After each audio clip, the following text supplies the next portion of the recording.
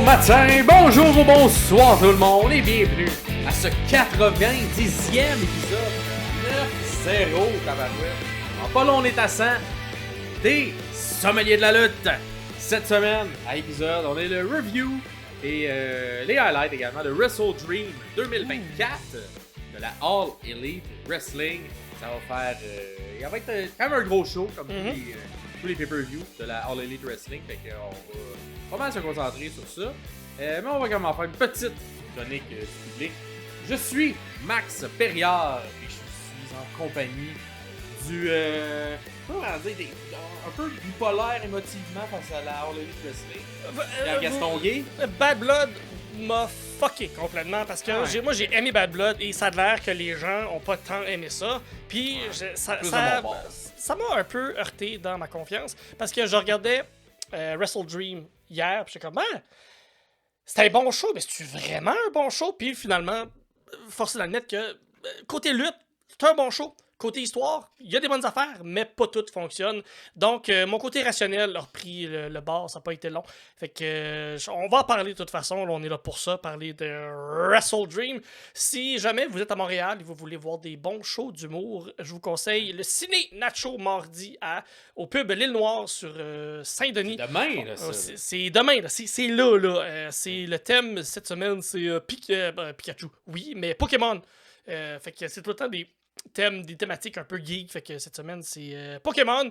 Je vous donne un petit spoiler, moi je vais faire un numéro où je vais complètement prendre l'univers de Pokémon et faire mon histoire, ce que moi j'ai vécu avec Pokémon, tout l'amour que j'ai pour Pokémon, et je vais le transposer dans l'univers de Harry Potter. Je vous en dis pas plus.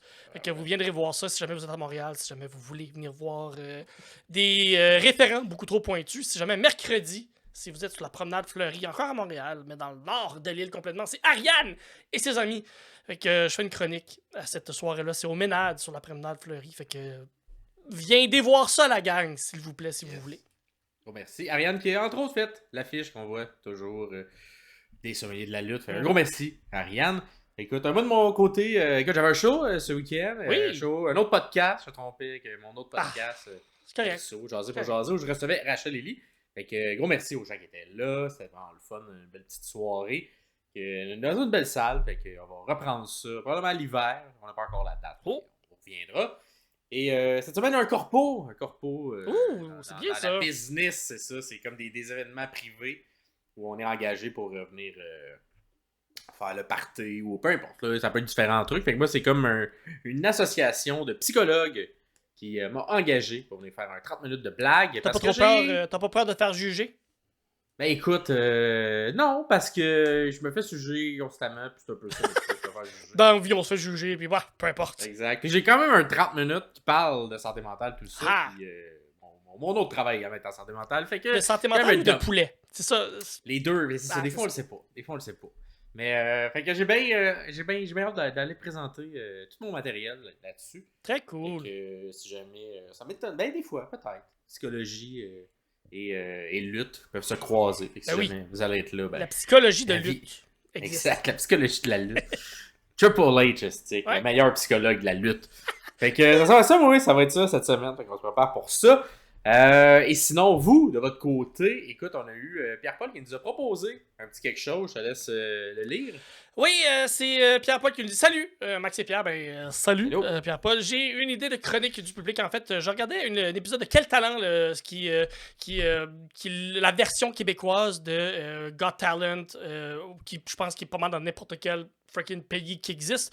Et il dit, j'ai vu le lutteur Marco Estrada faire un numéro de lutte devant les juges Rachid Badouri, Anne Dorval, Serge Deloncourt et la légende du Québec, Marie-Mé. Et ça lui a inspiré une chronique pour nous. Il aimerait voir nos mash-ups de lutteurs, soit de la WWE ou de la All Elite, contre un artiste québécois. Il met quand même un astérisque où il dit, on n'a pas le droit de répéter un lutteur ou un artiste québécois. Donc, lui, il verrait un match contre Marie-Mé et Rhea Ripley. Pauvre Marie-Mé, elle mangerait toute une volée, mais oui. Mais elle aurait un beau costume pour rentrer, par exemple. Ouais, ça ferait un beau spectacle. Ça fait quand même un beau spectacle. Une belle entrée. Elle pourrait chanter sa propre tune d'entrée. Je le vois absolument. Fait que, ouais, Maxime, toi, est-ce que t'as pris le temps de penser un peu quel artiste québécois et quel lutteur tu verrais? Ouais, ben écoute, moi je vais y aller avec. Merci Pierre-Paul pour l'idée. Je vais y aller avec du côté de la lutte, Gunther. Gunther et du côté des artistes québécois, un humoriste quand même bien connu, que peut-être vous connaissez également en France parce qu'il y a un podcast, il est quand même un peu partout, également dans le monde anglophone, et c'est Mike Ward. Ouais. Je dirais Gunther contre Mike Ward parce que je sais pas pourquoi les deux ont connu des périodes dans leur vie où ils étaient un petit peu moins en shape. Les deux, ils étaient plus chubby pendant une période, puis là maintenant, ils sont. Ben, ça dépend des périodes pour Mike, mais là, c'est ça. Ça serait la version pas chubby de Gunther. Mais dans les deux cas, pas chubby de Mike. dans les deux cas, ça enlève pas leur talent. Fait que au moins il y a ça.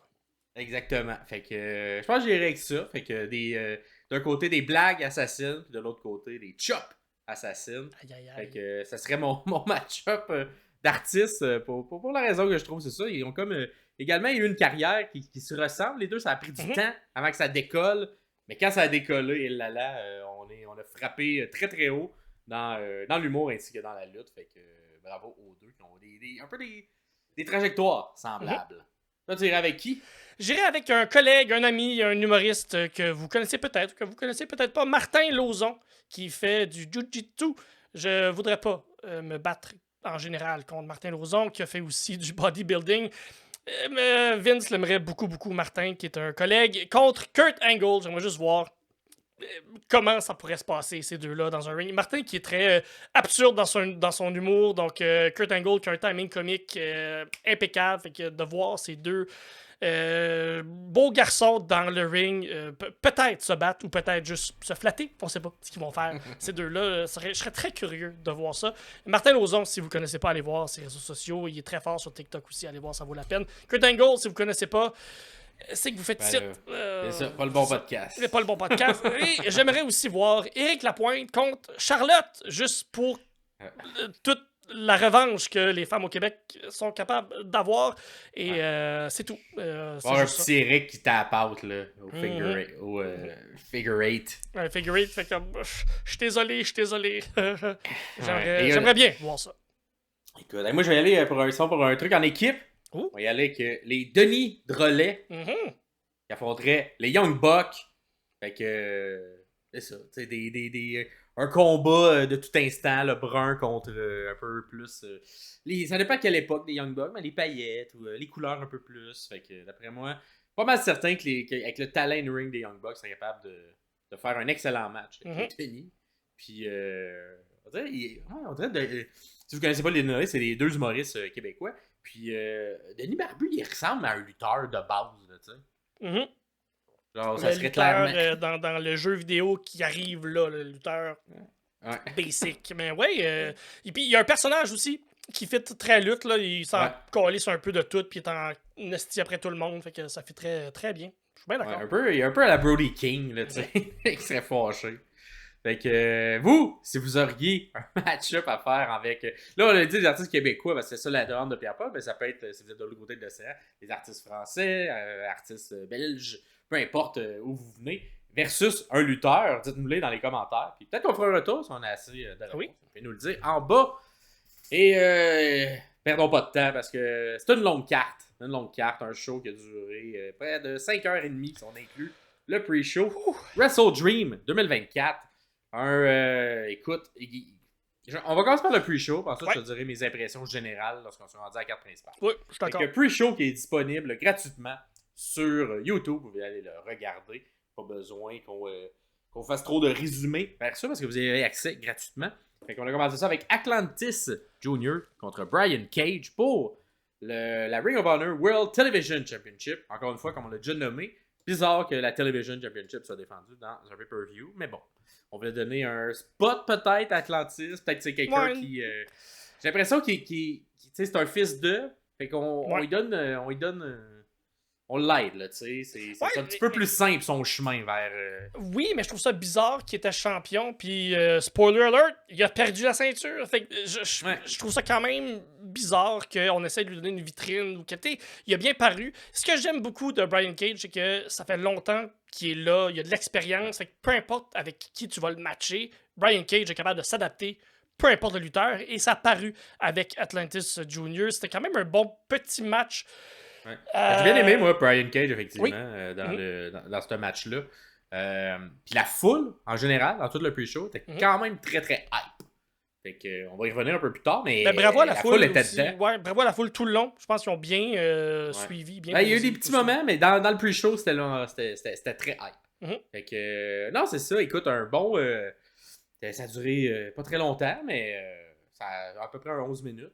Puis c'est un peu surprenamment, Brian Cage, qui... Ben, surprenamment, je sais pas. Je m'attendais pas à ça, honnêtement. C'est peut-être pas surprenant, si vous suivez plus le produit de la Ring of Honor. Mais Brian Cage remporte la ceinture. Et quand même content, c'est quelqu'un qui job beaucoup, qui est beaucoup là dans les dark matchs. Quand on a été voir justement à Montréal, quand son tête de passage, ben, il était là, il faisait du travail pour essayer d'alimenter tout ça. Fait que j'ai l'impression que c'est un vétéran qui porte un peu la Ring of Honor sur ses épaules et qui aide les plus jeunes à se développer. Fait que une petite reconnaissance en lui donnant cette ceinture-là dans un spot de pre-show. Fait que assez. C'est sûr, il n'y a rien d'autre à dire sur ce match-là. On va enchaîner avec Anna Jay contre Harley Cameron, qui est la chum de Saraya. Un match simple. On n'a pas vu Saraya du tout. Je pensais qu'elle allait être là, qu'elle allait intervenir. Fuck all. Clairement, on a mis l'emphase. C'est pas déplacé. Non, pas. Elle restait chez elle. Ouais. C'est correct, tant mieux pour elle. Clairement, c'est une vitrine. De la façon que moi je l'ai vu, c'est une vitrine pour Anna Jay. Anna Jay qui revient d'une tournée au Japon et elle a eu, je pense, une bonne run au Japon. Je pense qu'elle a bien paru. Un petit entraînement en même temps. Comment? Un petit entraînement également avec Anna Jay pour être un peu plus dans le style du Japon puis apprendre un peu. Elle était quand même assez green quand elle a commencé, il y a 4-5 ans. Elle était parmi toute la cohorte de jeunes femmes qui arrivaient avec pas beaucoup d'expérience à la All Elite. Fait qu'elle a été chercher ça et là, on nous la ramène et on nous la montre. Fait que, écoute, bon, petit match quand même. Moi, ce qui m'a un petit peu gossé tout le long du match, c'est Harley Cameron. Son costume était un petit peu bizarre. Il était tight un peu trop. Fait que tout le long, à chaque fois qu'il y avait un mouvement qui se faisait, elle se replaçait pour pas qu'il y ait rien qui sorte. Puis c'était... des fois, je me dis... C'est ça. On peut négliger le fait d'être sexy par s'assurer de ne pas avoir peur quand quelque chose sorte du costume. Fait qu'à plusieurs reprises, là, on la voyait. Fait qu'on dirait, moi, ça me sort de mon match parce que je suis tout le temps comme... j'ai peur que quelque chose arrive puis que... bref. Ça soit plate pour la jeune dame. Fait que c'est ça. C'est sensiblement ça qu'on retient. Une victoire cependant du côté de Anna Jay pour faire une victoire de plus. Fait qu'un match un peu sans saveur encore une fois. Mais j'aime beaucoup. J'aime. Je pense pas que ça devrait se passer sur un pay-per-view, même sur une pré-carte de pay-per-view, là, mais de voir l'évolution d'Anna Jay, j'adore ça. Anna Jay qui partait de rien, là, absolument rien, et qui commence à comprendre un peu ce que c'est être une lutteuse et de l'appliquer dans le ring. J'aime quand même ça, de voir l'évolution de cette lutteuse qui, je sais pas à quel point elle va monter dans la carte ou à quel point elle va avoir un avenir là-dedans, mais c'est cool de voir à partir de rien, puis elle est rendue là. J'aime ça. Ouais. Par la suite, évidemment, il y a une table de commentateurs qui font des petites prédictions sur les matchs, qui nous parlent, ils vont un petit peu hyper. Et peut-être un petit truc que j'aurais plus mis d'emphase, c'est le fait que Renee Paquette est à cette table-là. Et le main event, ben, c'est son conjoint qui est là. Fait qu'elle a comme glissé un mot sur le fait qu'elle sent un peu mal dans tout ça. On dirait que j'aurais creusé un petit peu plus cet angle-là. Tu l'impliquerais un peu plus dans l'angle? Je sais pas si je l'impliquerais, mais tant qu'à l'avoir à la table, avoir son avis sur qu'est-ce qui se passe. Moi, j'aime ça qu'elle soit un peu déconnectée de tout ça. OK. Côté journalistique, côté... Je sais pas. C'est comme Alicia Tout qui fait des entrevues backstage, qui est la blonde d'MJF. C'est correct, sauf que là, dans l'histoire entre Brian et Mox, c'est un peu très réel, genre, qu'est-ce qui se crée, là, genre, on veut le tuer. Là. Ouais. Fait que là, on dirait... Le changement de personnage, le changement, Ouais. Fait que, ton mari essaie de tuer un autre lutteur, parce que c'est ça qu'on nous vend, qui est faible, tu sais, fait que t'es comme... Oui. On essaie de ramener ça juste à la lutte. Tu sais, je sais pas si tu comprends, il y a comme un petit déphasement entre la réaction versus ce qu'on nous présente dans le ring. Fait que c'est pour ça que je suis comme, on dirait, tu sais, arrête plus la jouer, je suis vraiment en crise contre lui, il dort sur le sofa. Tu sais, la jouer, là, tu sais, comme depuis qu'il a fait ça, on se parle comme, J'ai tout jeté les sacs de plastique qu'il y avait chez nous au cas où. Ouais.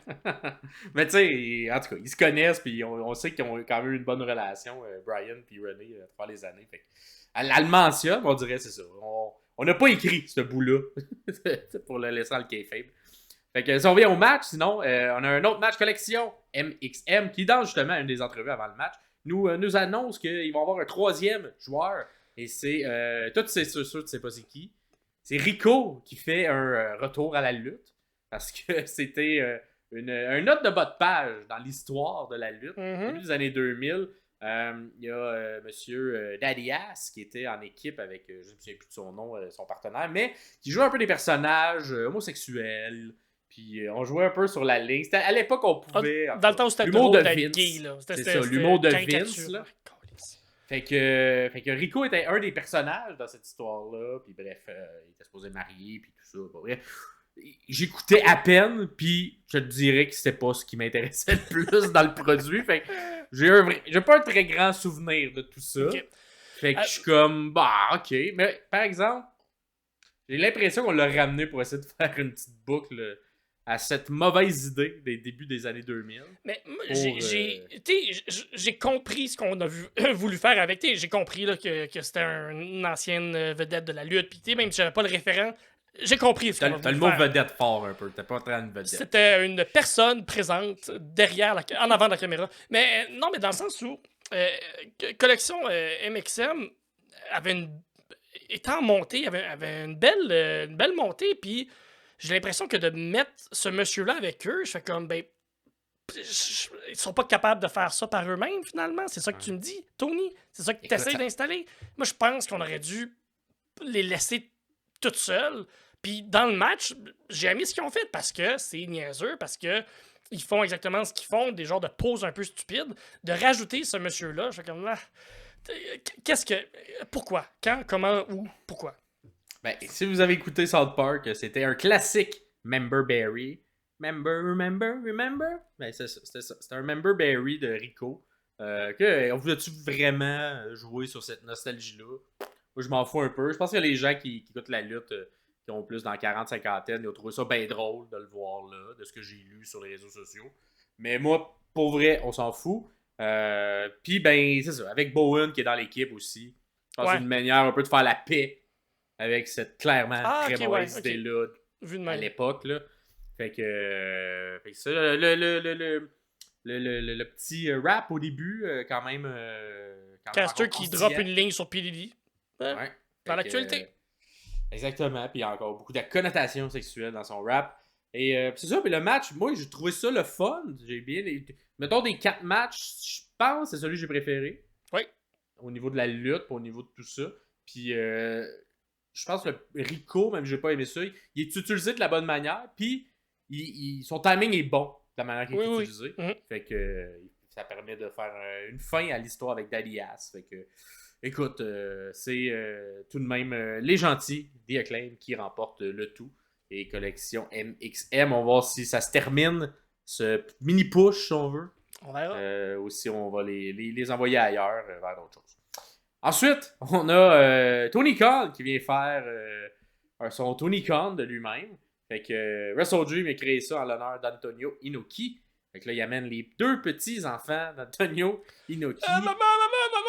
Il dit des affaires, je comprends pas ce qu'il dit. Je comprends pas. Puis là, il demande à tout le monde, on fait le chant d'Antonio Inoki. Puis là, c'est un chant, évidemment, en japonais, que pas grand monde ont déjà fait. Fait qu'on le met à l'écran. Puis là, il veut que les gens le fassent. Puis là, ça marche pas. Puis on remet-les à l'écran. Là, ça lag. Puis bref, tout ça est malaisant. Mais Tony, c'est Tony. Il est fan de la New Japan. Puis il veut le souligner. Puis il a amené les 2 petits-enfants qui sont un peu malaisés, eux également, d'être là. Puis c'est ça crée-tu quelque chose? Non. Ça crée un malaise. Puis on aurait pu ne pas le faire, mais regarde, c'est Tony. Moi, Maxime, là, j'ai une connaissance approfondie de la New Japan de certaines années. J'apprécie les matchs de la New Japan parce que j'ai cette connaissance-là que j'aime cultiver. J'aime ce style-là, exactement. Mais je viens pas sur le podcast en faisant comme Non, moi, Ricochet, Will Ospreay, ça revolait trop. J'aimerais ça qu'on fasse un chant un peu plus... Je comprends ce que Tony veut faire, sauf que un moment donné, adapte-toi, tabarnak, là. Comme, tu parles à un plus grand public que des geeks, là. Je comprends que tu vas aller chercher les geeks, mais un moment donné, ouvre-toi, là. Je pense, tu sais, ces segments-là sont la preuve qu'il n'y a personne dans son entourage qui est confrontant. Il n'y a que des yes men. Exactement. Puis tu sais, on parle souvent que Vince est entouré de yes men. Mais j'ai l'impression que Tony, Vince a un meilleur instinct que lui. Malheureusement, là, Vince a un meilleur instinct que lui côté lutte. Exactement. Côté lutte, là. Ah oui, mais je pense que Vince, le génie créatif de Vince était supérieur à celui de Tony. C'est indéniable. Mais les deux ont le même problème. Ils sont entourés de yes men qui sont pas capables de faire « Hey, c'est une idée de merde ce que tu fais en ce moment. » On s'entend, les fois que ça dérapait du côté de Vince, c'est tout le temps des gags de mauvais goût. Mais Tony, quand ça dérape, c'est tout le temps ça. C'est genre, hey, on va faire un segment, on amène deux petits-enfants, puis on fait un chant d'Antonio Inoki. Puis il a fait la même chose l'an dernier, puis ça a été moins pire l'an dernier. Ouais. Peux-tu croire? C'était un petit peu moins pire, mais c'était autant malaisant, puis j'étais comme, pourquoi on fait ça? Je sais pas. Tony, des fois, il se dit, j'ai créé ce Wrestle Dream-là pour rencontrer les petits-enfants d'Antonio Inoki. Mais après ça, c'est ça. Je comprends. Tony Khan, c'est un geek de lutte qui nous parle à nous. Il va être capable de créer quelque chose pour nous parce que il veut. Je pense qu'il veut créer un produit différent de la WWE, mais des fois, il veut tellement créer quelque chose de différent qui parle aux geeks qui oublient que même les geeks, des fois, sont pas si geeks que ça. Dans le sens où on n'est pas autiste non plus de la lutte. Comme, tu sais, des fois, il y en met un peu trop. C'est ça que je veux dire. Mais je comprends ce qu'il veut faire. Mais c'est ça. Fait que, bref. C'est pour ça. Ensuite, dernier match. Et là, c'était tout ça pour ça. Et là, le dernier match, conglomération ainsi que les Outrunners qui sont, ma foi, très très hot en ce moment. Très over. Ils s'en prenaient contre une partie du Dark Order et les Premier Athletes. Écoute, ça c'est, on l'a rappelé, un classique 8-man tag team. J'ai pas vu ce match-là, je suis complètement passé par-dessus. C'était, écoute, la foule était hype. Ah. J'ai rarement vu. À cause des Outrunners? À cause des Outrunners, à cause de tout. Ouais, mais principalement les Outrunners, mais je sais pas, la foule en ce moment, un peu comme à la WWE où on aime détester Dominic Mysterio. J'ai l'impression qu'il y a un peu cet effet-là avec les Outrunners, qu'on adore trop aimer les Outrunners et leur gimmick. Mm-hmm. Fait que tant mieux, tu sais, qu'ils en profitent pendant que ça dure. Absolument. Mais c'est ça, si mettons tu prends la force de la foule de ce match-là, puis tu la mets dans des matchs peut-être où il y en aurait eu de besoin plus tard dans la carte, l'impression qu'on a donné beaucoup d'énergie quand on est dans la foule pour ce match-là. Parce que c'est le début du show, parce que yes sir, on se fait du fun un peu nous-mêmes dans la foule. Il y a un bon segment où genre on enchaîne les tags puis tout le monde vient faire, les gentils viennent faire des coups, 10 coups de poing dans le coin. Fait que là tout le monde y passe, puis quand ça arrive le temps de Orange de le faire, il monte, puis il en fait juste un. Puis là tout le monde crie holy shit, puis tu sais c'est que ça réagit trop fort pour une foule, puis c'est le fun quand tu vas voir de la lutte, puis c'est ça qui se passe. Sauf que la carte est ben trop longue. Puis j'aurais pris cette énergie-là, puis je l'aurais mis dans un match qui a un petit peu plus d'importance que ça. Ouais. Fait que. Mais les gentils gagnent au final. Fait que ça finit bien. Tu sais, je pense pas que c'est un match à réécouter, là, celui-là. En fait, je pense qu'il n'y a pas beaucoup de matchs dans ces 4-là à réécouter. Le meilleur pour moi, c'est Collection MXM contre The Acclaim. Mais sinon, c'est ça. Il y a eu. Pour le reste, c'est ça. C'est chaotique, ce dernier match-là. Et on termine le pre-show avec une entrevue backstage avec Okada qui dit. Pas trop. Pourquoi il n'y a pas de match? Comment ça, il est là? Puis il dit, bitch? Attends, là, il dit, je m'en viens encourager des élites. Puis là, pendant qu'il dit ça, O'Reilly, qui vient de finir son match de la conglomération, je sais pas trop, il a couru dehors pour aller faire cette entrevue-là. Il est tout en sueur, puis il dit, hey, c'est cool, t'es là, t'aimerais-tu avoir un match avec moi? T'as pas de match? On s'est jamais buté, moi pis toi, ensemble. Puis il fait genre, laisse-moi y penser. Puis là, il dit non, évidemment. Il sort du cadre. Il revient. Il dit bitch. Yes, sir, il a dit bitch. Il a dit bitch. Et là, O'Reilly décide qu'il a beat down pour qu'il accepte éventuellement de se battre. Fait que la manière que le segment est fait, j'étais comme, ça va-tu être un match ajouté à la carte principale? Mais finalement, non. Je pense que c'est juste une manière de construire quelque chose qui va arriver à Dynamite. dans les prochaines semaines. Oh! Fait que, Le nombre d'affaires qu'on aurait pu voir à Dynamite qu'on a vu cette soirée-là. En tout cas, bon, on en reviendra, là. Mais tu sais, c'est ça. C'est comme... OK.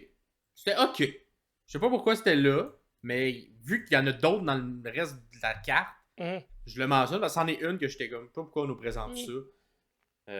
Mais c'est ça. C'est faire avancer les histoires de Dynamite. Et ça termine le pre-show, qui était oubliable. Oui. Ensuite, carte principale. Et là, avant d'y aller des matchs en tant que tel, je vais y aller de mes impressions générales. Parce que, comme à chaque fin de pay-per-view, on fait un petit sondage sur la page Facebook pour savoir si vous avez aimé ça ou pas. Et là, pour l'instant, c'est ambigu. C'est c'est correct, en fait, je dirais. Parce qu'il y a eu un petit peu de très bon, il y a un petit peu de mauvais. Il y a beaucoup, la majorité est dans correct. C'était correct comme show. Ah, c'est bien. Je pense que je me situe là aussi. C'était correct. Il y a des choses que j'ai adorées de ce show-là. Il y a des choses que j'ai profondément détestées. Donc, on va y revenir tout le long. Mais une des choses que j'ai pas aimé, qui englobait l'entièreté du show, c'est le visuel. Souvent, c'était pas beau. Il y avait une chute qui sortait du milieu. Puis là, à chaque fois qu'on nous montrait un replay, il y avait une image de chute. On dirait que c'était genre un background Windows. Pas pourquoi c'était ça, Il y a un moment donné où il y a eu une genre de plan séquence où on tournait autour du ring. J'ai fait comme ça, c'est beau ça. Mais sinon, non, les replays. Non, il y avait une shot de caméra, là, je sais pas pourquoi, là, je pense que c'est sa shot préférée là, à Tony qui réalisait probablement. Mais il y a tout le temps une shot qui partait de la foule, de loin, puis qui venait comme. Ouais. Qui venait se pogner de loin. Le genre de retour de pause. Là. Exact, le genre de retour de pause. Mais il la mettait 2-3 fois par match à des moments où je voulais voir ce qui se passait dans le ring. Il est tellement drillé télé, il fait comme OK, il faut faire un spot à ce retour de pause. Ouais. Mais pour vrai, il y en avait tellement, puis j'étais comme, mais voyons, genre pourquoi tu me laisses pas voir le match? Parce que, tu sais, il faisait pas quand, mettons, les deux sont couchés à terre, quand c'était un bon moment de faire cette shot-là. Non, il le faisait, là. En milieu d'un mouvement, puis là après on revenait dans le milieu du mouvement. On a dit, oui, pourquoi je suis pas capable de regarder mon match de lutte tranquille? Fait que ça et tout, ça m'a gossé tout le long du show. Particulièrement il y a eu 2-3 matchs, là. Celui d'Hangman, il y en a eu, celui de Bryan, il y en a eu. Il y a eu comme quelques matchs qu'on dirait qu'on abusait de cette take-là. Fait que je sais pas si vous l'avez remarqué, mais moi, j'ai pas aimé ça. Toi de ton côté, le broadcast a pas bien été. Moi, j'ai pas. On a commencé. Tu sais, moi, j'écoute sur Thriller TV, qui était anciennement Fight TV. Et j'avais un show le soir. Je suis arrivé chez nous vers 10h30, 11h. Et j'ai pas écouté le pre-show avant, j'ai écouté après. C'était contre-intuitif, mais c'est ça que c'est. Et je paye sur play. Et c'est la toune de Jay White qui part. Je fais comme, attends, il n'y a pas d'intro. J'ai reculé, mais non, c'était ça. Chris, il n'y a pas rien qui se passe. Il n'y a pas de vignette. Ils n'ont pas coupé à la bonne place le début du show. Ben, comme quand y a-tu une vignette quelque part d'intro? Ouais. Mais sur le mien, il y en avait une. Fait que moi, il y avait. C'était très bref, là, on s'entend. Là. Mais il y avait un petit générique qui dit bienvenue à Wrestle Dream. Après, des petits feux d'artifice. Puis ensuite, ça partait. OK. Mais comme un show télé, finalement. Fait que rien comme un show télé un peu. Fait que. Tu l'as pas eu. Je sais pas pourquoi. Ils ont pas coupé à la bonne place. C'est des détails. C'est des détails. Mais c'est des détails qui font que tu as un bon produit ou tu as ce genre de niaiserie-là. C'est ça. C'est pas coupé à la bonne place. Fait que, OK, parfait. Fait que le premier match, justement, on va commencer avec Hangman Adam Page contre Jay White, comme j'aime le dire, comme on le disait lorsqu'il était à la New Japan. Écoute, un match bizarre. Sur la carte, ça, c'est pas ça que t'as rouvert de ton bord? Je sais pas. Je pense que la foule était tellement contente d'être là que peu importe avec quoi t'aurais ouvert, il aurait été. Ça aurait bien été. Mais c'est que tu commences le show avec un feud qui n'a pas tant de build-up. Tu sais, moi j'aurais commencé avec un Jericho Briscoe, j'aurais commencé avec le Young Buck Private Party, tu sais, quelque chose avec un peu plus de viande autour. Et c'était pas un mauvais match de lutte, c'est deux très bons lutteurs. Et même la fin m'a vraiment surpris. Mais puis je pense que ça va revenir un peu tout le long, là. Le pacing de ce show-là en général, pour moi, c'était pas ça. Ouais. Écoute, moi j'ai été surpris que ça soit ça qu'on lui mette de l'avant.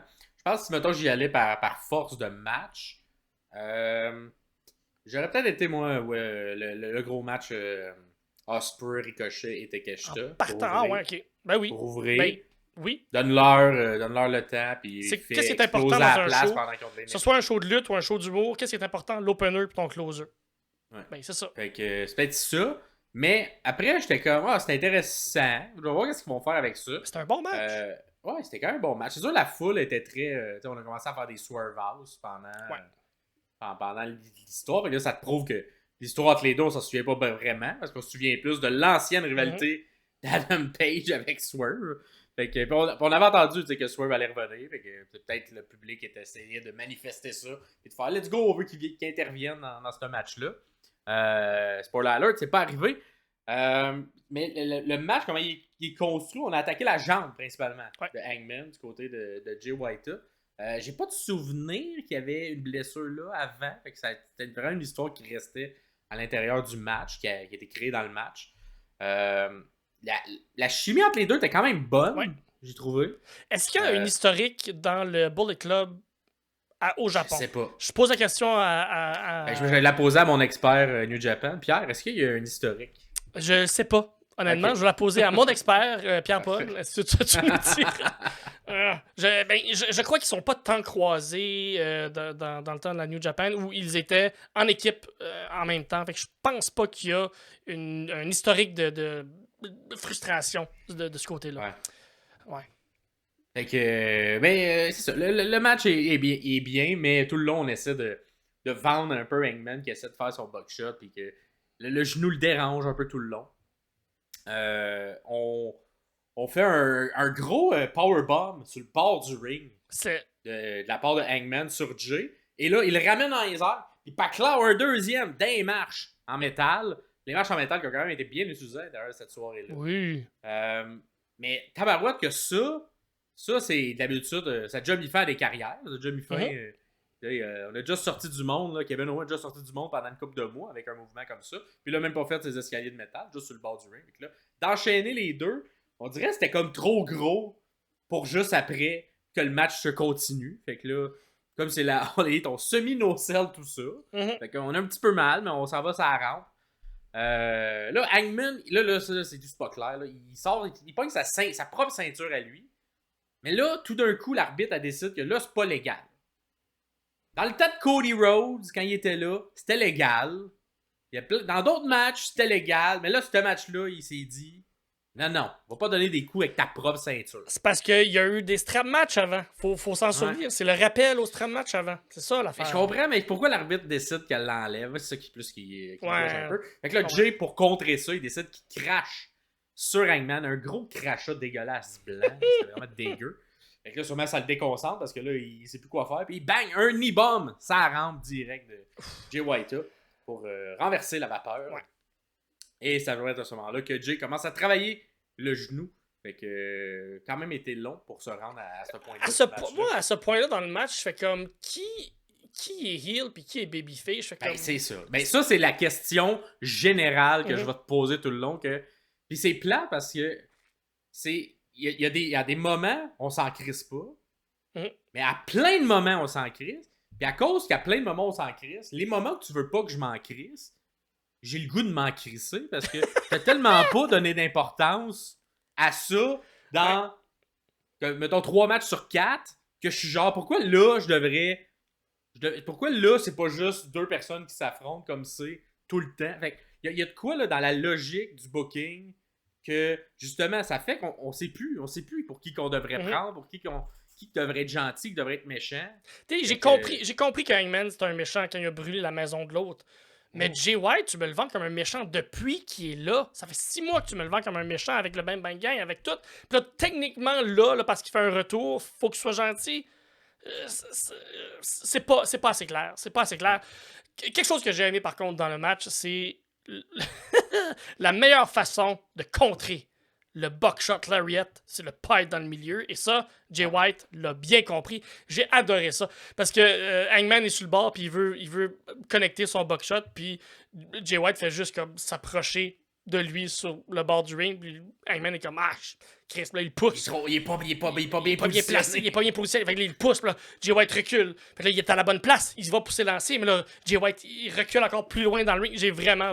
Ça m'a fait beaucoup rire, ce bout-là. J'ai aimé ça. Des petits détails comme ça. C'est des bons lutteurs. Ils ont des petits détails. Ils carrent. La lutte est bonne, c'est ça. C'est que la lutte est bonne. C'est le autour qui est un petit peu moins clair. Et justement, ben là, ça vient. Le genou, finalement, vient quitter un peu le match. Parce que là, il veut aller le faire. Il est bien placé pour une fois. C'est en ligne pour le buckshot. Mais mal au genou. Et Jay White en profite. Le met dans son finisher, le Switchblade. Et 1, 2, 3. Et la victoire. Je pensais que j'allais éternuer. Finalement, il est parti. 1, 2, 3. Gros pop. La foule.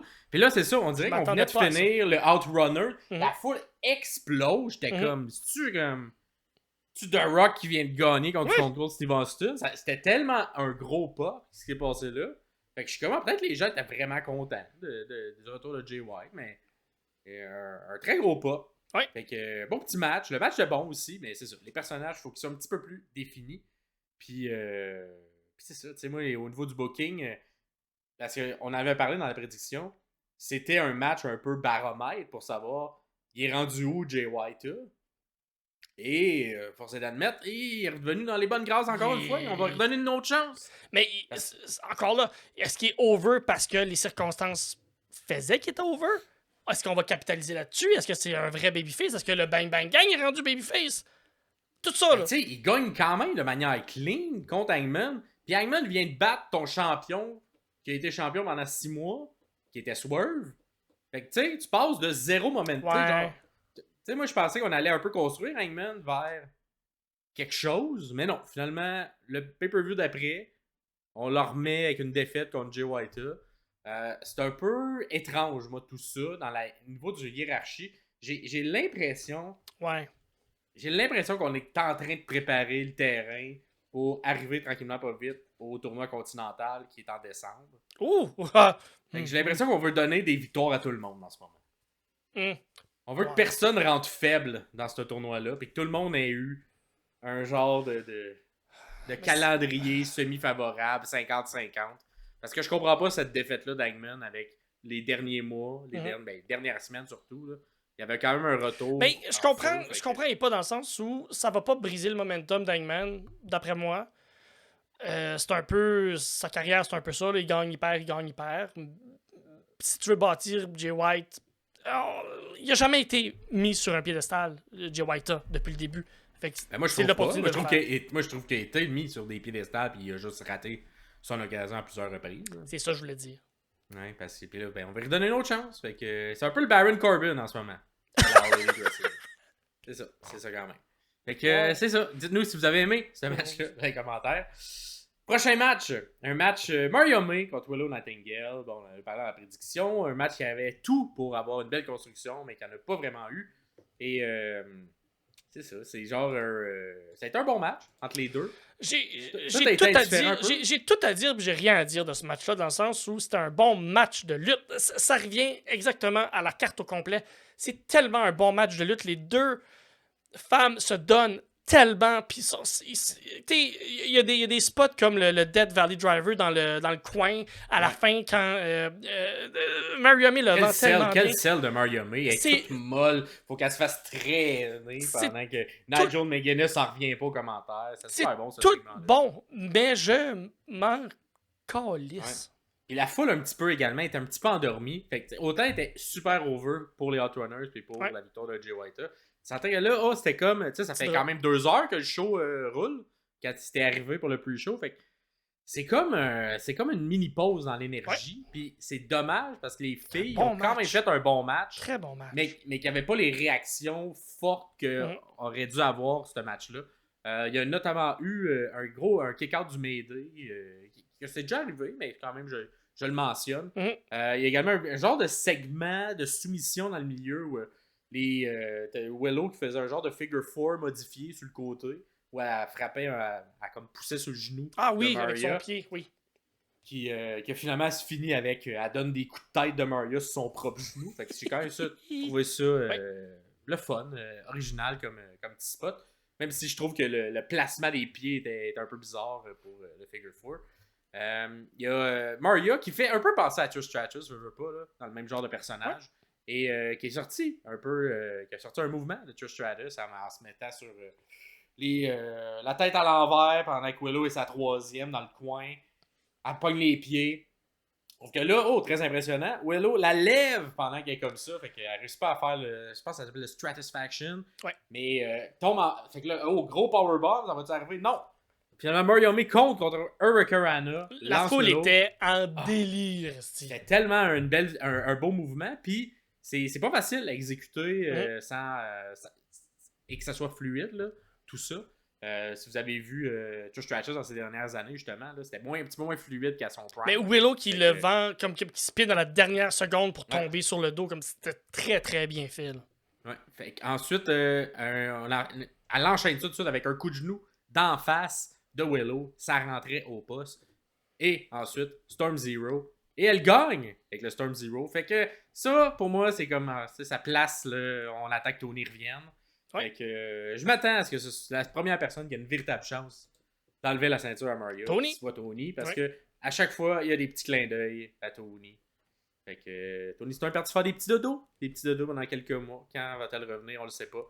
Mais c'est ça. Je trouvais que le match il était bon, mais on sentait la fatigue du public. Fait que l'énergie qu'il y avait pour les Outrunners, je l'aurais mis dans ce match-là. Mais il était là pour le faux powerbomb. On a senti quand même. Il était peut-être moins actif, il était peut-être moins au move-to-move, mais il était quand même là pour les gros spots. Puis, tout ça pour nous apporter au prochain match. Jack Perry contre Katsuri Shibata. Un match que ça avait rien, le plus court match de la carte. À peine 9 minutes. Donc, un peu surprenamment. Ça n'a pas été très long. Mais pour le temps qu'ils ont eu, moi, j'ai quand même aimé le match. J'ai beaucoup aimé Shibata aussi. Oui. L'énergie entre les deux était bizarre parce que l'énergie ou l'histoire du match, c'est que c'est Jack Perry qui j'ai écrit 2 ou 3 fois dans mes notes, là, poke the bear. Il fait juste essayer de provoquer Shibata pour avoir le Shibata des belles années, pour avoir la personne qui va fucking le détruire. Ouais. Parce que dès le début, c'était un Shibata très technique contre un Jack Perry très stiff. Et Shibata est quand même reconnu pour être un lutteur stiff. Fait que c'est comme si Perry voulait faire ressortir, puis il l'avait fait dans une promo aussi la semaine avant à Dynamite, de faire comme, ben moi je veux le Shibata des bonnes années. Et il a eu un peu. Il a poké the bear, puis il s'est fait mordre quand même un peu. À coup de chop. Les chops, ils rentraient. J'ai vraiment aimé comment Shibata et Perry, parce que les deux le vendaient bien, là, vendaient les chops parce que c'était comme une grosse chop. Là, Perry avait mal, il essayait de se sortir, puis on était comme dans le milieu des câbles. Et là, il les ramenait dans le câble. Ah ouais, un autre. Il rentrait au poste, les chops. Puis je trouvais que c'était justement ça, là, un peu. Ah ouais, tu me cherches, je vais. Puis même que dans l'histoire du match, il y a 2 fois où Shibata fait juste no sell, peu importe ce qui se passe, il s'assoit dans le ring, fait comme c'est tout ce que t'as. C'est tout ce que t'as. Des kicks. Je peux en prendre plus que tu penses que je peux en... Le charisme de Shibata est fucking incroyable. Puis on n'utilise pas assez ce charisme-là, j'ai l'impression, à la All Elite, parce que oui, c'est une légende, puis on l'a vu dans ce match-là. Ça, là, c'était bon. Ouais, c'était très bon, puis justement, quand il s'assoit, il se met à genoux, on demande des kicks, fait des kicks, et il se sort, il soit comme un kick, roule dans le kick, pour se relever, va sur la corde, retourne, et s'en va attaquer Perry dans le même mouvement. C'était super fluide, c'est super bon, ça va dans le coin, il se met à faire des machine gun chop, super bien fait, encore une fois.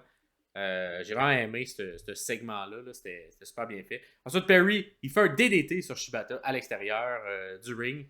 C'est un peu un rappel avec Suzuki, ce qu'on a fait la semaine passée. Là. Ouais. C'était très dévastateur. Et ça look, ça a l'air de faire mal. Shibata lui fait un Death Valley Driver et par la suite tente de faire son Wrestle Hold. Il tombe sur le dos et là, fin surprenante, bizarre pour un gars justement qui est très technical. Mais il avait pas levé son épaule, fait qu'on compte le compte de 3 et ça se termine comme ça. Pendant que Perry est dans la soumission, remporte la victoire par tomber. Écoute, c'était un peu... Un clusterfuck. Shibata avait pas l'air de comprendre ce qui se passait. Sûrement qu'il vendait comme ça, là. Ouais, je pense que oui, c'est voulu, oui, c'est 100% je pense que c'était voulu, moi, mais je comprends pas pourquoi on a décidé de vouloir ça. On manquait de temps, probablement, puis qu'on s'est dit quel match on coupe court. Puis on coupe court parce qu'on avait besoin de l'après-match. Mais là, ça, j'ai pas compris pourquoi c'est dans l'après-match qu'il va se Parce que ce qui s'est passé, c'est Perry qui veut frapper Shibata avec sa ceinture, et c'est la toune de Daniel Garcia qui part. Ouais. Tu fais comment? Ben, ça fait du sens. Ben, je sais pas. Moi, je trouve que ça fait pas de sens. Pourquoi Daniel Garcia vient aider Shibata? Ouais. Ah, ok, ouais. Rendu là. Ben, déjà là. Gentil. Ben, c'est ça. Parce qu'il est gentil. Parce qu'il vient tirer ouais. Fait que moi, déjà là, je comprends pas ce lien-là. Probablement, ce qu'on va vouloir faire, c'est que Garcia va s'en aller contre Perry. Mais je comprends pas pourquoi on le fait de cette manière-là. Pourquoi c'est lui qui vient faire le sauvetage. Ça ferait plus de sens que Suzuki vienne. Ça ferait plus de sens que Orange vienne. Ça ferait plus de chance que n'importe qui d'autre sur la carte qui est dans l'agglomération, qui a déjà été en équipe avec Shibata, vienne. Hook, je sais pas. C'est quelqu'un d'autre. Il a été avec plein de monde, Shibata, parce que justement, il est comme un filler dans plein d'histoires. Fait que là, que Garcia vienne, j'étais comme, c'est bizarre, je comprends pas. Je suis d'accord. Fait que là, il vient l'aider. Tu penses que tu comprends? Puis là, c'est MJF qui arrive. Ouais. Fait que là ça fait du sens, MJF Garcia. Oui, mais pourquoi? Mais je suis comme, pourquoi on est passé de Shibata Perry à là MJF Garcia? On a changé complètement. Les deux lutteurs qu'on vient de voir lutter sont plus là. Ils ont plus rapport. Ils sont partis. On sait pas pourquoi c'est ce qui se passe après le match. C'est le fun, là, je comprends l'angle qu'ils veulent prendre, mais comme... Tabarnak, ça n'a aucun fucking sens. Fais-nous un segment juste avec ça, au pire. Attends, moi, je vais dire comment je l'aurais Garcia fait. Sur le ring. Moi, je vais te dire que j'aurais fait. Et là, ensuite, t'as une bonne promo d'MJF, tu sais, qui arrive, qui est MJF style. Il est une star. Il dit, je suis parti quelques mois, là, je suis revenu, t'es recherché mon Dynamite Diamond Ring, tu m'as dit qu'il était à Buffalo dans un pawn shop. T'es le chercher, blablabla, je te casse la gueule, beat down. Et là, lorsqu'il s'en vient pour le mettre, puis pour lui donner un coup de Dynamite Ring, boom! Adam Cole arrive! It's all about the boom. All about the boom! Adam Cole arrive, qui était méchant, quand MJF était comme... Là, il revient gentil, contre MJF méchant, tout le monde est content, Lesser, il s'en va aider Garcia, pourquoi? On le sait pas. Et là, on va refaire la feud qu'on a eue il y a 1 an et demi. Mais... C'est pas... Ce train-là est passé, hein. Ben, il est passé. 2, quand il a fini, on n'était pas dans ces mêmes personnages-là. Fait qu'encore une fois, t'as Tony Khan qui est comme... À des moments, il veut qu'on suive des histoires de vieilles de 5 ans.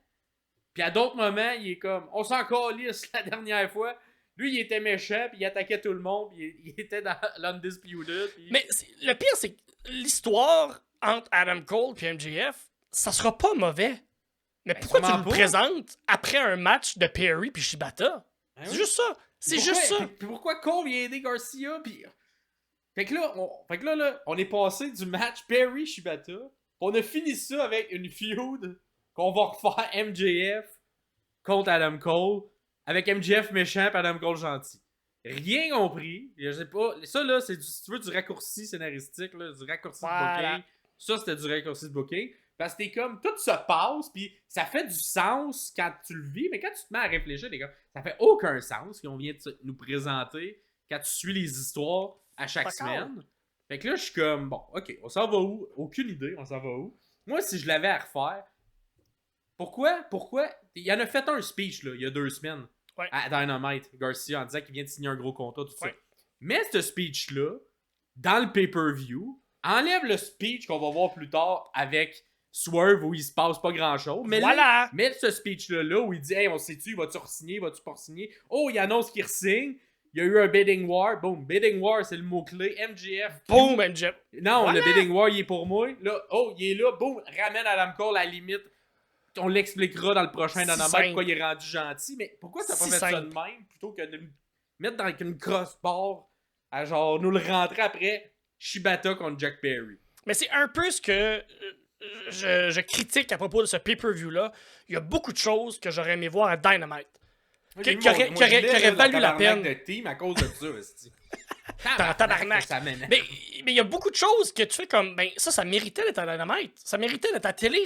Comme, tu nous montres beaucoup de bonnes luttes à la télé, ok, mais montre-nous des bonnes arcs narratives. La WWE l'a fait super bien. Ils sont capables de différencier ce qui va bien à la télé puis ce qui mérite de finir dans un pay-per-view. Tu nous mets 14 matchs, tabarnak. C'est parce que t'as pas de jugeote, là. T'as pas de jugement d'être capable de faire que, ben, ça mérite d'être là. T'as là. probablement coupé 6-7 minutes à ce match-là parce qu'il fallait que tu fasses ça. Ouais. Un match qui, honnêtement, était fucking bon. Ben. T'as tellement fâché, esti, tout a lâché chez nous. La caméra a lâché, tout a lâché. Fait que, on est de...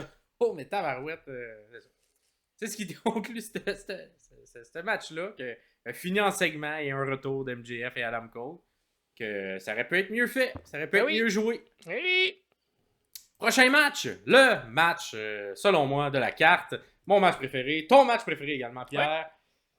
Ceux et celles qui ont répondu au questionnaire, si vous avez eu des points bonus, si vous avez dit que ça allait être notre match préféré, c'est Will Ospreay contre Ricochet, contre Konosuke Takeshita pour la ceinture internationale de la All Elite Wrestling. Et là, quel bon match à 3. Je pense un des meilleurs three-way que j'ai vu dans au moins les 10 dernières années. La WWE nous a habitués à des triple way ou des triple menaces où c'est 2 contre 2 à rotation. Dans le sens où il y a toujours un lutteur qui est un peu à part, puis on finit par faire quelque chose entre 2 lutteurs. Ce match-là, ça a toujours été... C'est beaucoup plus simple écrire ça parce que oui. t'as des segments juste avec une autre personne, puis là t'enchaînes les différents segments à 2 dans un match à 3. Absolument. Tandis que ce match-là, il y a eu un peu ça au début, sauf que ça a vite tombé à on est 3, on va être 3 tout le long. Puis l'histoire... Et on va chorégraphier ça à 3. Ouais. Beaucoup. Puis l'histoire est super simple, elle est super le fun. C'est que t'as Will Ospreay et t'as Ricochet qui sont 2 babyface qui veulent pas se mettre en équipe nécessairement pour battre Takeshita, mais un moment donné, ils vont être obligés de le faire et ça fonctionnera pas. Mais ils sont obligés de un peu mettre leur feud de côté pour essayer de battre Takeshita qui est plus gros, plus fort que les 2 autres. Ça raconte également ce qu'on nous a vendu dans leur premier match entre les deux, où c'était un excellent match qui s'est terminé par une disqualification parce que Takeshita vient intervenir. Fait que c'est un peu comme les deux, ils se disent, là, on s'en débarrasse, on essaie de s'en débarrasser dans quelques segments parce qu'on veut juste se battre, nous deux, par la suite. Mais Takeshita, justement, est trop fort. Il y a toujours une réponse. Il est toujours là. On va faire un peu plus une analyse longue de celui-là. Parce qu'il y a beaucoup de segments, mais il y a beaucoup de segments qui vont être difficiles à décrire. Fait que j'ai plus fait des highlights de certains segments. Si vous avez un match à aller voir, c'est lui. Des fois, c'est moi qui prends le play-by-play dans notre document. Des fois, c'est Maxime. Celui-là, j'ai pas voulu faire un burn-out. Je l'ai laissé à Maxime. Fait que ça sera pas play-by-play, ça va plus être des highlights de certains play-by-play. Sinon, tu serais pas là pour nous en parler. Hey, ça serait long. Fait qu'on commence ça avec justement les 2 gentils qui s'en prennent à Takeshita. Fait qu'on essaie de le sortir, on réussit quand même bien. Par la suite, ça fait un affrontement entre Ricochet contre Will Ospreay.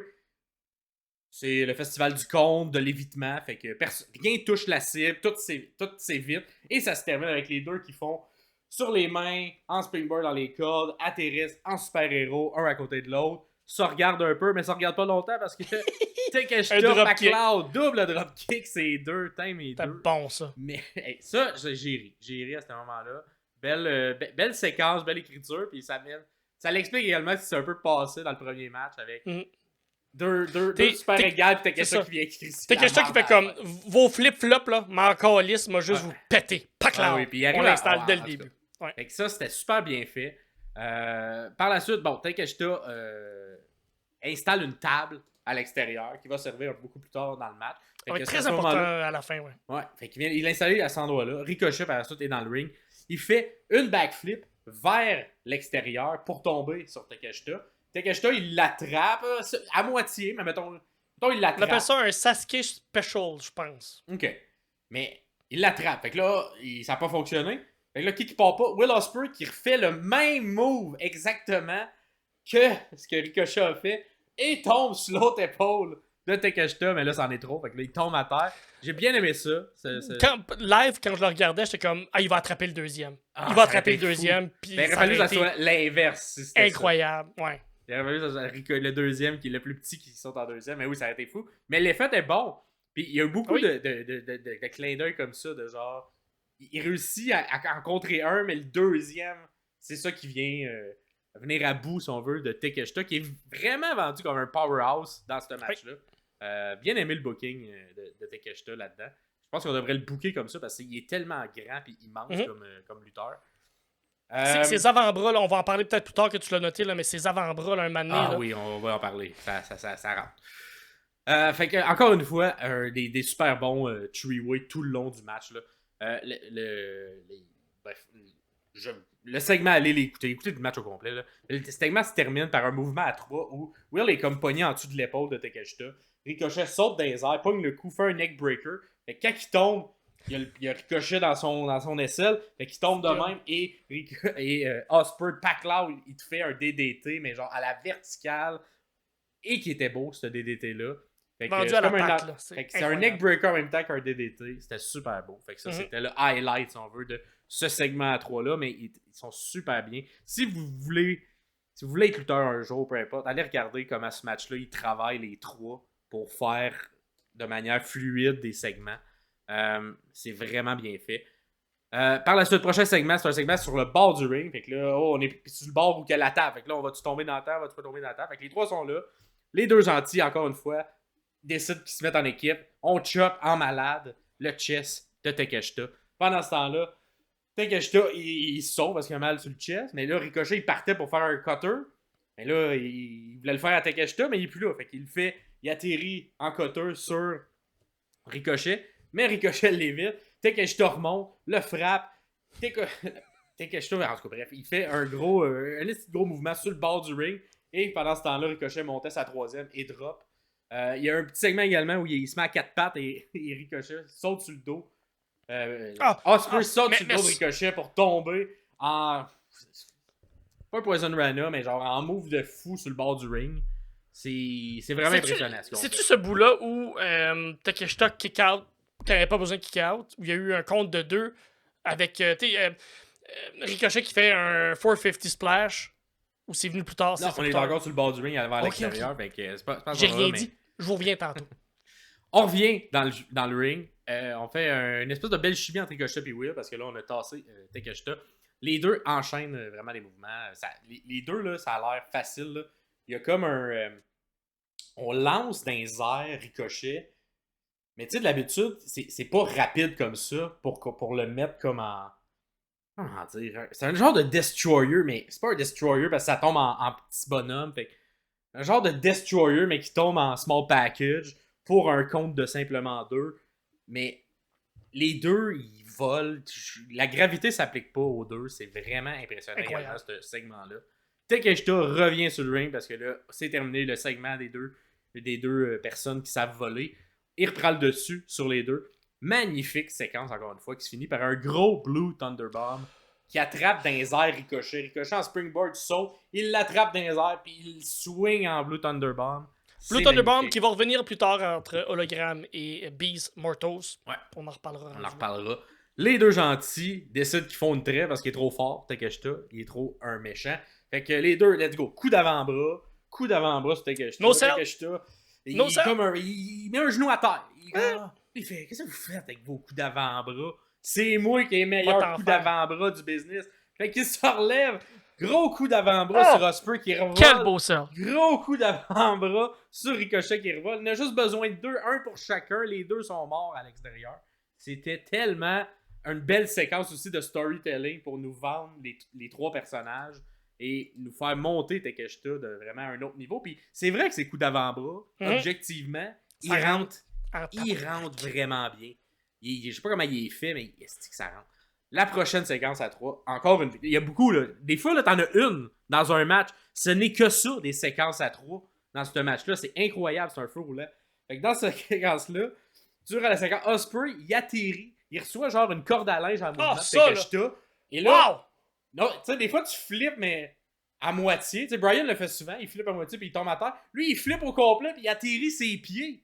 Je sais pas comment il fait. Ça, c'est ton rêve fois plus. Je sais pas c'est quoi, mais il tourne comme un bonhomme, stick, il atterrit ses pieds. Mais comme, avant ça, c'est qu'il a essayé un cutter, ça n'a pas fonctionné. Takeshita, en essayant a repris le cutter que Will Ospreay a essayé de faire, il l'a relancé dans les cordes, ils sont revenus les deux, et là, Will Ospreay a été capable, après, de prendre le lariat, de tomber sur ses fucking pieds, d'enchaîner le cutter. C'était d'une beauté fucking incroyable. Bon, qui est capable de faire ça, je veux un match avec Hangman où il fait son bugshot lariat puis c'est ça qu'il fait pour le contrer. Ça va être incroyable, ça va être tellement bon. En tout cas, Voilà. Quel mouvement qu'on va revenir parce qu'il y a un petit rappel dans la prochaine séquence à 3.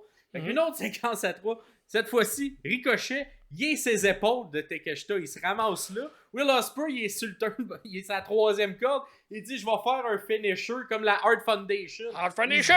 Il se donne une allée. Il fait une corde à linge à Ricochet. Ricochet, dans les airs, il flippe puis il atterrit ses pieds, lui. Ses pieds! Les deux, j'ai comme, voyons, Esti, qu'est-ce qui se passe? La gravité ne s'applique pas à ce moment-ci. Ça n'a pas de bon sens. Ricochet ses épaules, atterrit ses pieds avec une corde à linge. Fait que là, il est là, fait que t'as quelque chose que tu fais. Je vais faire une double German suplex. Il pogne les deux, il pitch dans les airs les deux. Mais avant le double bon. le German suplex, c'est qu'il y a eu 2 Poison Rana. Ah oui. Mais c'est 2 points. Tu vois, ça, c'est le petit moment que j'ai fait. Il y a trop de Poison Rana, là, en ce moment. Là. C'est trop un beau mouvement pour no-seller ça. Ouais, mais ce bout-là, ça explique pourquoi Takeshita est capable de prendre les deux. C'est parce que les deux sont spikés à cause du Poison Rana. Ouais. Mais les deux s'échangent des Poison Rana back-à-back. Ouais. Et ensuite, t'as le German Suplex double.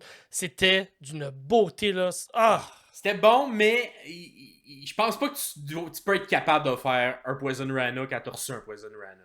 Ça, c'est mon opinion. Puis je pense que j'aurais fait... En tout cas, c'est le petit... Je comprends, mais le visuel de faire comme...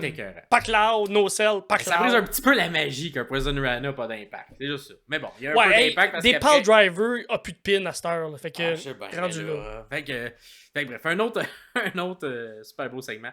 Ensuite, le prochain, un autre mouvement à 3. Will et Ricochet, les deux sont sa 3e corde. Takeshita, il est comme stand-by un peu Daisy sur le bord. Là, t'es comme, qu'est-ce qui va se passer? Parce que les deux sont debout de sa 3e, pis c'est 2 des plus grands high flyers. Fait pour vrai, j'étais comme, ça se peut juste qu'ils partent à voler, genre, à ce moment-là. Ça va rejoindre Sting dans le fond, là-bas, en haut. Là. Les gens, ils volent. Mais pour vrai, ils sautent dans les airs, Will Ospreay. Il fait une espèce, il tente de faire Hurricane Rana sur Ricochet, qui est en équilibre et tout, là, sa 3e. Fait que là, faut qu'il saute de la 3e en springboard. Pogne un gars qui est sa 3e en équilibre sur la springboard. Ricochet flippe par en avant, tombe d'un bras un peu semé en powerbomb sur Takeshita, mais roule sur Takeshita pour y faire un roll-up surprise. Puis là, pendant ce temps-là, Will Ospreay, qui a fait le premier Hurricane Rana, il retombe ses pieds et il voit qu'il y a un roll-up et qu'il va-tu perdre le match? Non, part à courir pour aller péter le pin. Une superbe... Genre, visuellement, c'était écœurant, cette créativité-là. À ce point-là, j'étais comme, il va gagner, mais non. Mais tu sais, c'est le genre de booking que tu peux pas écrire pour personne d'autre, là. Ouais. Tu peux pas faire, OK, là, Moxley, là, tu vas être en équilibre, ça à 3, puis Brian Hurricane Rana, tu vas te faire rattraper par un 3e qui va rouler. Comme, les 3 doivent être impeccables dans leur exécution de fluidité. Quel match, pour vrai. Je pense que c'est dans mon top 3 des matchs de l'année, personnellement. Ça top fait 5 longtemps. pour moi. Moi, ça fait longtemps que j'ai pas vu un bon three-way de cette manière-là. Là. Écrit de cette manière-là. Ouais, mais c'est ça, c'est que si on le catégorise dans le three-way, ça prend une coche. Si on le catégorise dans un match de lutte, est-ce que l'histoire est si bonne? On va venir parce que l'histoire après. Danielson, Ospreay. Oui, c'était Swerve bon. Danielson. C'est bon. C'est des meilleures histoires. On s'en reparlera en décembre. C'est ça.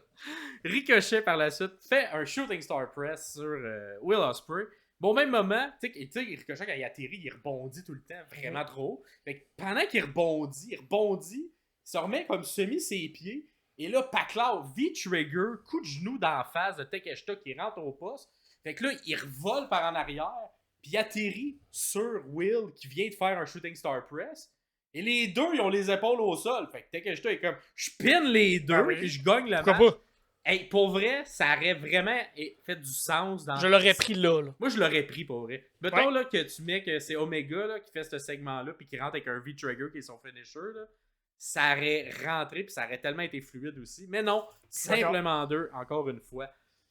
On revient encore une fois sur le bord du ring parce que la table est encore là, elle n'a pas encore été pétée. On a eu des petits teases, mais non, elle s'est jamais faite. Mais là, ça va être la bonne fois. Fait qu'on se bat. Ricochet et Takeshita tout le long. C'est eux qui ont été au départ pour l'installer. Fait que là, on continue de se battre. Qui va passer l'autre à travers la table? Finalement, Takeshita prend le dessus, mais par en arrière, genre à travers les genoux. Il y a comme la tête de Ricochet dans les genoux. Puis il dit, je saute les deux genoux dans la table. La table explose. Quel beau visuel. Merci, bonsoir. Ricochet, il est mort. C'est fini le match pour lui. C'est comme ça qu'on le sort de l'équation. Il en reste deux. Qui va gagner entre Will Ospreay et Takeshita? Bien aimé qu'on fasse un gros spot comme ça pour sortir Ricochet de l'équation. On le vend fort, c'est ce qu'il faut. Ouais. Puis que Ricochet le sell jusqu'à la fin. Il est mort, il est enterré en dessous de cette table-là. Fait que là, on s'approche de la fin. Takeshita, il revient dans le ring. Et là, tu sais, pendant ce temps-là, Ospreay, il a repris ses esprits. Fait que là, il se fait accueillir avec un Hidden Blade. Fait un pin.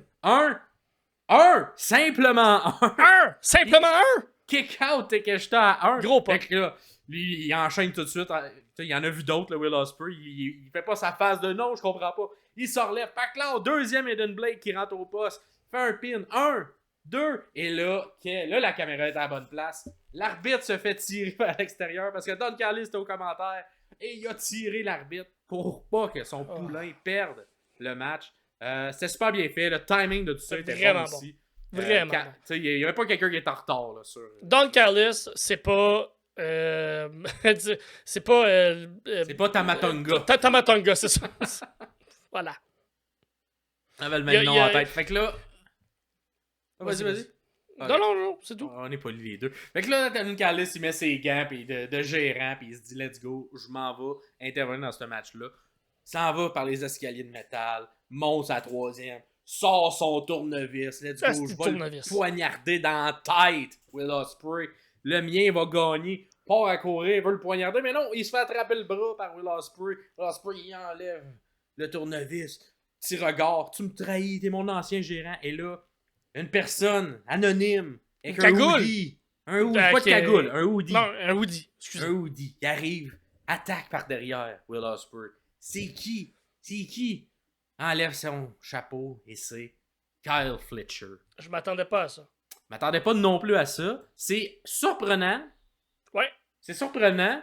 Surtout, tu vois, c'est le genre de truc que j'aurais peut-être fait parce qu'il a tellement défendu Will après. Mais au moins, il y a un petit peu de show. Comme, on dirait qu'il a trop défendu fort pour faire le turn. Mais en même temps, ça fait que c'est surprenant. Fait que je suis comme ambigu. C'est que la feud va être bonne.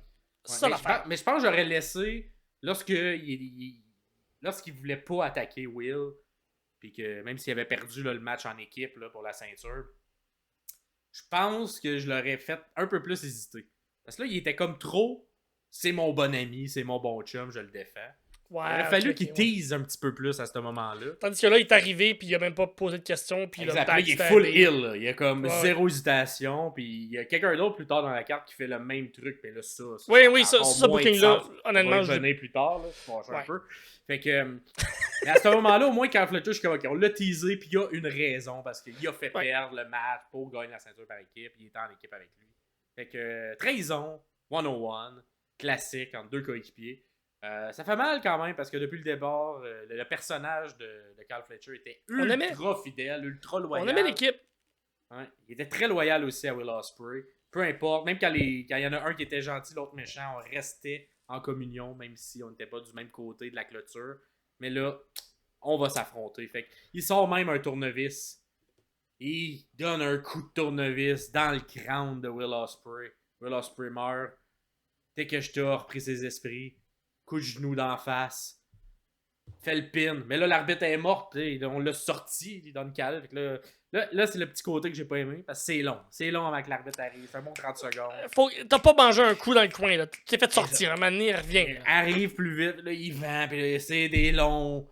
1, 2, 3. Même pas de kick-out. Ça me gosse un peu. Parce que j'aurais peut-être pris un kick-out vu que c'était lent. Juste un D'accord. autre move, là. Un autre move de Takeshita pour Ouais, c'est vraiment tuer Will Ospreay. Mais non, on décide que c'est là-dessus. Fait que c'est le coup de tournevis qui a vraiment causé la perte. Le petit moment aussi où Will met Don Callis en Tiger Driver 91. J'aimais ça. J'ai popé. C'était bon. C'était vraiment le fun. Et justement, après le match, Kyle met Will Ospreay en Tiger Driver 91. Tournevis, c'est pas assez, hein? C'est pas assez. Et il le fait tomber. Et là, que c'est dangereux, ce mouvement-là. Drette sa nuque. Mais c'était bien fait. C'est très bien fait, mais c'est dangereux. Drette sa nuque, sa look. Et on s'enligne vers une rivalité, fort probablement, entre Kyle et Ospreay. Puis on met-tu honnêtement, de côté? Qu'est-ce qui se passe? Là? Je vais le dire là, comme ça. Je pense que le booking de Will Ospreay, c'est le meilleur booking que Tony est capable de faire. Il écrit tout autour. Parce qu'il n'y a pas de ceinture tant que ça autour de lui. Ouais. Dans le sens où, si Ospreay perd, ça te dérange pas.